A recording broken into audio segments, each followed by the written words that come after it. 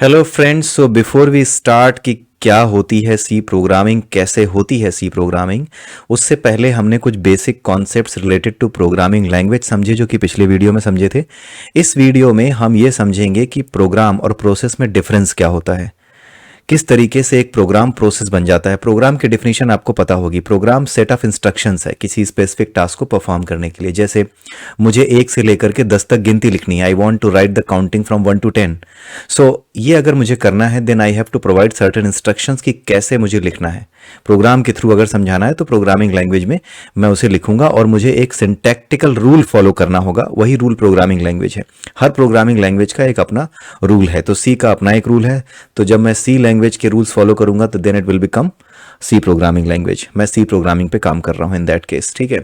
So before we start and before we dive into the real C programming language, उससे पहले हमें programme और process के बीच में डिफरेंस जरूर पता होना चाहिए। प्रोग्राम क्या है, प्रोसेस क्या है।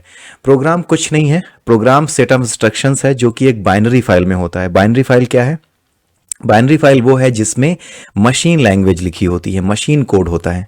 नॉर्मल फाइल्स जैसे आपने देखी होंगी नोटपैड वगैरह पे, तो आपने खूब लिखा पढ़ी की होगी। नोटपैड पे, वर्ड पैड पे आपने बहुत कुछ लिखा होगा। They are normal text files जिसमें आप इंग्लिश लैंग्वेज में लिखते हैं या फिर whatever language you know जो कि अलाउ करता है कंप्यूटर लिखने को, उसमें आप लिखते हैं। तो that is a text file, right, जो कि आप समझ सकते हैं, ह्यूमन रीडेबल फॉर्मेट में है वो। लेकिन जब हम कंप्यूटर की लैंग्वेज में बात करते हैं तो वो लैंग्वेज मशीन लैंग्वेज होती है।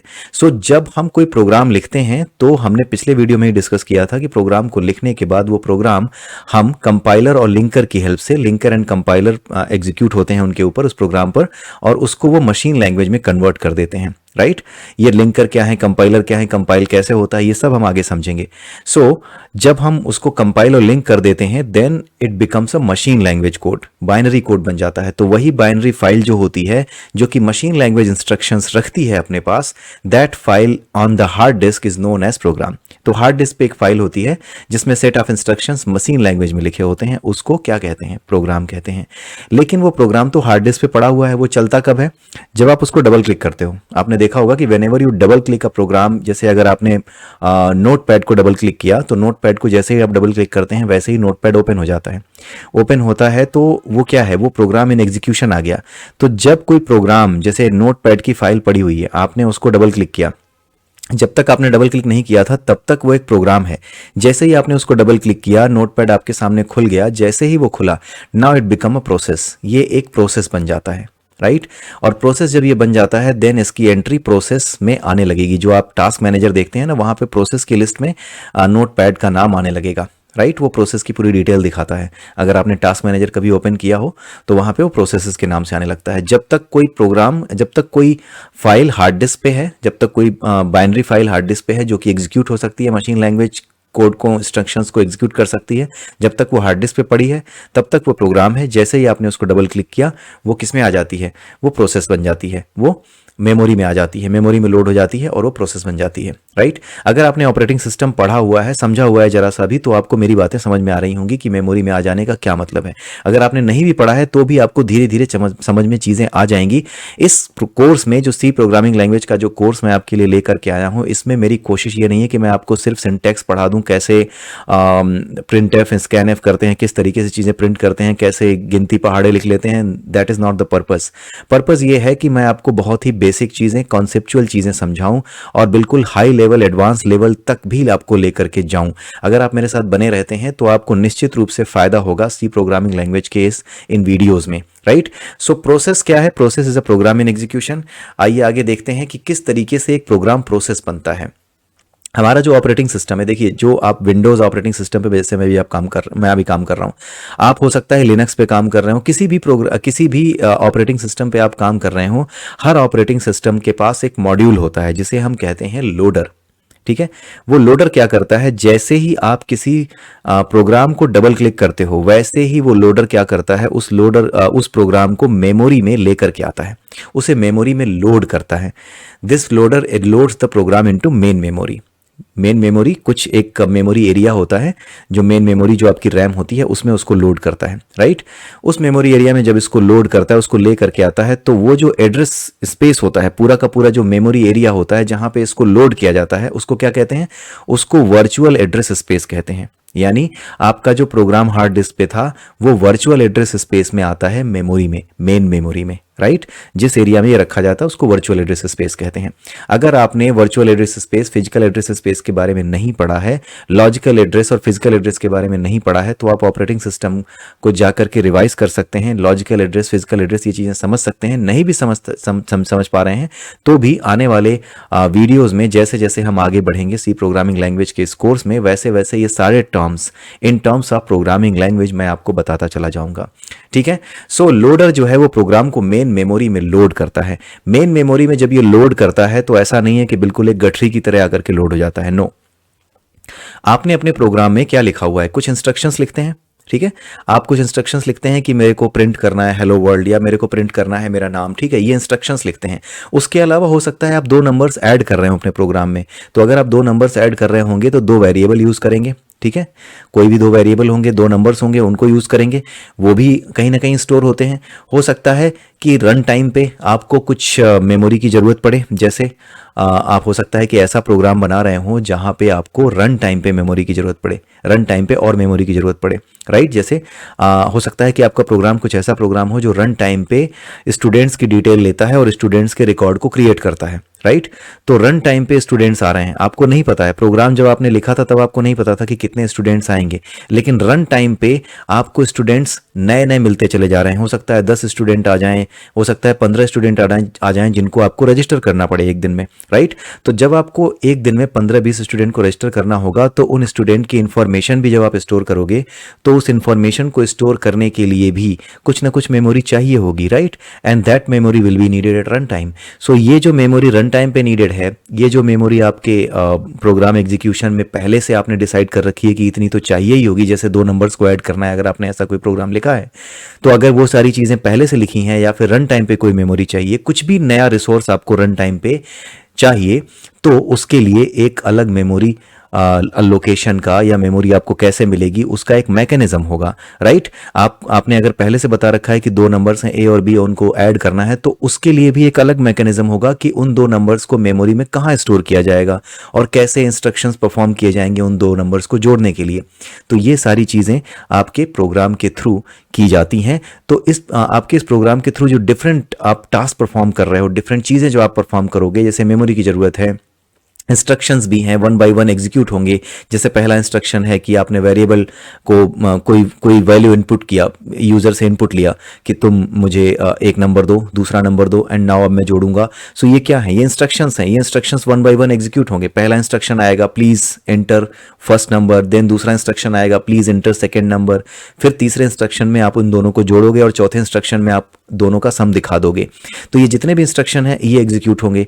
तो इंस्ट्रक्शन का एग्जीक्यूशन, मेमोरी में वेरिएबल्स को स्टोर करना, राइट, मेमोरी में कुछ चीज़ों को स्टोर करना, कुछ इन्फॉर्मेशन स्टोर करना, ये सारी चीज़ें अलग अलग टाइप के सेक्शंस में स्टोर होती हैं मेमोरी में। जब आपका मतलब अलग अलग मेमोरी में अलग अलग सेक्शंस डिवाइड कर दिए जाते हैं इन सारे अलग अलग टास्क के लिए। तो ये 4 सेक्शंस होते हैं। एक सेक्शन होता है कोड सेक्शन, जिसमें आपके इंस्ट्रक्शंस होते हैं वन बाय वन जो एग्जीक्यूट होने होते हैं। दूसरा होता है डेटा सेक्शन, जहाँ पे आप अपने कॉन्स्टेंट्स और जो दूसरे डेटा है, जो कांस्टेंट्स हैं, जो वैल्यूज़ हैं, जो कि कांस्टेंट वेरिएबल्स हैं, या फिर जो कांस्टेंट हार्ड कोडेड कांस्टेंट है, ये सारी चीज़ें हम समझेंगे कि क्या है। वो सारी जो चीज़ें जो कि कांस्टेंट है, जो बदलती नहीं है, वो सब डेटा सेक्शंस में आती हैं। देन हीप, देन स्टैक, ये 4 सेक्शंस होते हैं। अब ये कैसे दिखते हैं, लेट मी शो यू। ये कुछ इस तरीके से दिखते हैं। आप सबसे नीचे देख रहे होंगे there is a low address, यहाँ पे लो एड्रेस लिखा हुआ है। तो इसका मतलब ये है कि जब मेमोरी में ये एरिया क्रिएट होते हैं, जब किसी प्रोग्राम को लोड किया जाता है, तो जब मेमोरी में ये पूरा का पूरा एरिया क्रिएट होता है, जिसको हम क्या कहते हैं, वर्चुअल एड्रेस स्पेस जिसको कहते हैं। तो इस वर्चुअल एड्रेस स्पेस में जब कोई प्रोग्राम लोड होता है तो उसके 4 पार्ट्स बन जाते हैं। पहला पार्ट होता है टेक्स्ट सेक्शन, जो आप सबसे नीचे देख रहे हैं, ये कोड सेक्शन है। लो एड्रेस का मतलब ये है कि ये मेमोरी एड्रेस एरिया, जैसे आपके घर का नंबर होता है ना, जैसे आपका क्वार्टर नंबर होता है, जैसे आपका क्वार्टर नंबर दे दिया गया, आपका क्वार्टर नंबर है 1000, राइट। उसी तरीके से मेमोरी में भी एड्रेसेस होते हैं। तो जो कोड सेक्शन होगा, जो पहला सेक्शन था कोड सेक्शन, वो लो एड्रेस एरिया में जाएगा। जैसे 1000 से लेकर के अगर 2000 तक ये पूरा का पूरा मेमोरी एरिया में ये आया है, तो 1000 पे टेक्स्ट सेक्शन आएगा। ठीक है। उसके बाद जो ऊपर के सेक्शंस आएंगे उनमें डेटा सेक्शन आएगा। ये जो आप देख रहे हैं अनइनिशियलाइज्ड और इनिशियलाइज्ड डेटा है, ये डेटा सेक्शन है। यहाँ पे क्या होता है, यहाँ पे डेटा जो हार्ड कोडेड डेटा है ये सब स्टोर होता है, कांस्टेंट स्टोर होते हैं। जो हार्ड कोडेड डेटा है कांस्टेंट है, ये सारी चीजें अनइनिशियलाइज्ड और इनिशियलाइज्ड डेटा के इसमें स्टोर होते हैं, राइट, जो कुछ भी होता है, राइट। और टेक्स्ट सेक्शन में इंस्ट्रक्शंस होते हैं वन बाय वन जो एग्जीक्यूट करने होते हैं आपके ऑपरेटिंग सिस्टम को, राइट। और उसके बाद आता है आपका हीप सेक्शन। हीप सेक्शन मैंने आपको बताया कि कुछ चीज़ें रन टाइम पे जरूरत होती है, जैसे स्टूडेंट्स की इंफॉर्मेशन आपको रन टाइम पे चाहिए। जब आपका प्रोग्राम रन कर रहा है, at that time you want to store the student information. आपके सामने कोई स्टूडेंट आया, उसने अपना नाम बताया, तो वो जो नाम स्टोर करोगे वो मेमोरी में कुछ ना कुछ जगह लेगा, राइट। तो वो सारी चीज़ें आप जहाँ पे रखते हो, रन टाइम पे जो चीज़ें आप अलोकेट करते हो, रन टाइम पे जब मेमोरी की जरूरत होती है तो वहां पे वो मेमोरी कहां पे आती है, हीप में आती है। वो हीप में स्टोर होता है। जो कुछ भी रन टाइम पे आपको चाहिए वो हीप में जाता है। और जो कुछ भी आपको कॉल करना होता है, जैसे फंक्शन कॉल करनी है, जैसे कुछ स्पेसिफिक टास्क परफॉर्म करना है, जैसे दो नंबर्स को जोड़ना है और उन दो नंबर्स को जोड़ने के लिए आपने एक फंक्शन लिखा है। फंक्शन क्या होता है ये हम सब समझेंगे। फंक्शन लिखा है या फिर कोई कमांड लाइन आर्गुमेंट है, ये सब हम समझेंगे क्या होता है। अभी आप सिर्फ अगर आपको नहीं समझ में आ रहा तो बने रहिए, लेकिन ये जो कॉन्सेप्ट है ये समझना जरूरी है आपके लिए। अगर आप एक अच्छे प्रोग्रामर बनना चाहते हैं तो कोई एनवायरमेंट वेरिएबल है, एनवायरमेंट वेरिएबल क्या होता है ये सब हम समझेंगे कि कैसे हम लेते हैं, कैसे हम उसको रीड करते हैं, क्या चीजें हैं। तो command line arguments, environment variables और उसके अलावा जो फंक्शंस होते हैं, जैसे फंक्शन क्या होता है, एक सेट ऑफ इंस्ट्रक्शंस होता है, उसको एक नाम दे देते हैं, राइट। उसको एक ब्लॉक बनाते हैं, कोड का प्रोग्राम लिखते हैं और उस ब्लॉक में एक पर्टिकुलर पीस ऑफ कोड लिखते हैं। उस पर्टिकुलर पीस ऑफ कोड में कुछ इंस्ट्रक्शंस लिख देते हैं, ठीक है। और उन इंस्ट्रक्शंस के थ्रू हम कोई स्पेसिफिक टास्क परफॉर्म करते हैं। जैसे एक इंस्ट्रक्शन हम लिख सकते हैं, सेट ऑफ इंस्ट्रक्शन लिख सकते हैं जहां पे दो नंबर्स को ऐड किया जा रहा है, बस वो फंक्शन उतना ही काम करेगा। फंक्शन एक पीस ऑफ कोड होता है जिसको एक नाम दे दिया जाता है, named piece of code. Basically आप ऐसे समझ सकते हो कि एक पीस ऑफ कोड है जो कि या फिर आप ये कह सकते हो कि स्पेशल सेट ऑफ इंस्ट्रक्शंस हैं जो कि एक स्पेसिफिक टास्क को परफॉर्म करेगा और उस स्पेसिफिक पीस ऑफ सेक्शन को हमने एक नाम दे दिया है। तो वो जो नाम होता है वो फंक्शन का नाम होता है और वही फंक्शन क्या होता है, स्टैक में लोड होता है। जो फंक्शंस हैं, जो इंस्ट्रक्शंस हैं जो एग्जीक्यूट होने हैं वो स्टैक में लोड होता है। स्टैक क्या होता है ये सारी चीजें हम समझेंगे आगे चल के। अभी केवल आप ये समझ लीजिए कि मेमोरी में आपके 4 सेक्शंस बनते हैं।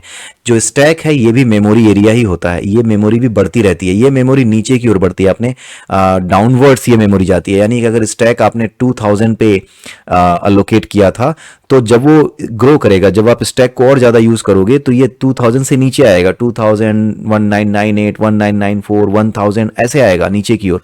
और जो हीप है वो क्या करेगा, अगर हीप में मेमोरी आपको अलोकेट करनी पड़ रही है तो हीप क्या करेगा, grows upwards, it grows upwards, ये ऊपर की ओर बढ़ता है।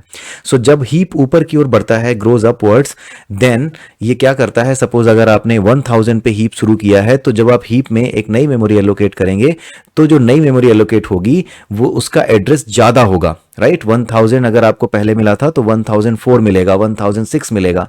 लेकिन अगर स्टैक में कोई मेमोरी एलोकेट हुई थी तो अगली मेमोरी एलोकेट होते ही वो लोअर मेमोरी एड्रेस एरिया में जाएगी, राइट। ये सब हम देखेंगे, लोअर मेमोरी एड्रेस क्या होता है, ये सब चीजें क्या होती हैं। आपको ये वीडियो हो सकता है बहुत कम समझ में आ रहा हो, बट पूरा कोर्स खत्म करने के बाद जब आप इस वीडियो को देखेंगे तब आपको समझ में आएगा कि हमने क्या पढ़ा, क्या समझा और यहाँ पे क्या बातें बताई जा रही हैं। क्योंकि अगर आप बिल्कुल नए हैं, अगर आप बिल्कुल ही नए हैं प्रोग्रामिंग लैंग्वेज के लिए, सी प्रोग्रामिंग लैंग्वेज के लिए, ऑपरेटिंग सिस्टम के लिए, देन हो सकता है आपको इसमें एक भी लाइन समझ में ना आ रही हो।